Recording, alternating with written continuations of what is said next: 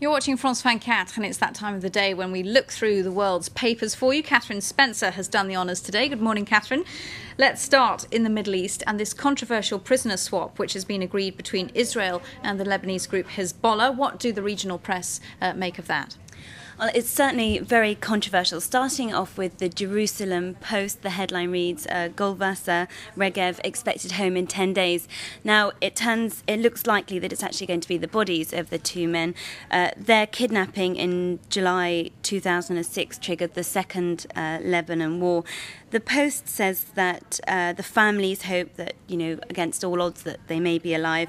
And the Daily goes on to say that the decision was a short-term decision to bring closure to a painful chapter of the country's history and bring relief to the families.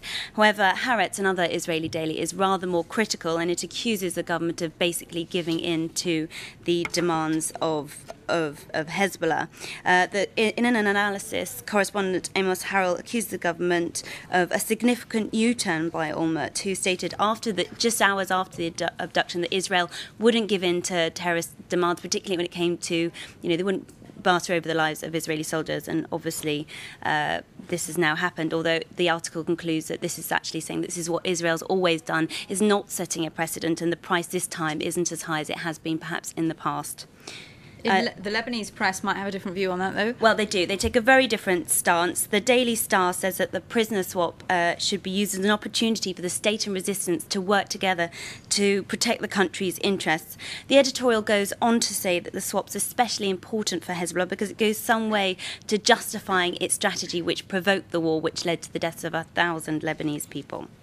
Right, Catherine, let's move on to the American press. And the New York Times has picked up on a really nice story of a French village which has brought back the franc, no less, in a bid to reverse its fortunes. Tell us more. Well, absolutely. This town of Colombières in the heart of Provence is now bringing back the franc into everyday commerce, which it'll use alongside the euro. And it's a bit to try and regain some of the French identity that many people felt was lost throughout Europe when the euro was brought in. The article's actually used an example to highlight how many Europeans are dissatisfied with the euro and how they feel that it's led to inflation as retailers round up costs.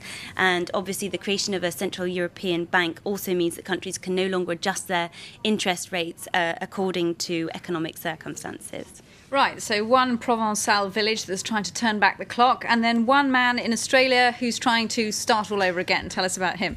Well, absolutely. If you ever felt like packing it all in and starting again, that's exactly what Australian Ian Usher has done. The 44-year-old has basically sold his entire life on eBay, including his house, car, job, and even introduction to his friends after splitting up with his wife. He wrote on his website, "I've had enough of my life, I don't want it anymore, you can have it if you want." And it turns out that quite a few people actually decided it might be a good idea. 66 bidders took part, and in the end it was eventually sold for nearly 400,000 Australian dollars. He's now set off into the unknown armed with just his passport and his wallet. How exciting. Well, finally, let's end with sport. And of course, Spain is absolutely cock-a-hoop this morning, having won Euro 2008. Well, absolutely. I just thought I'd take a look at La Vanguardia, which is a Spanish daily, which carries many images of the Euro 2008 Cup final victory over Germany in Vienna last night.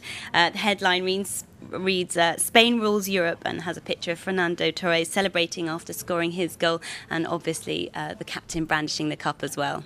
Thank you very much indeed, Catherine Spencer, for that review of the world's press. Stay tuned to France 24.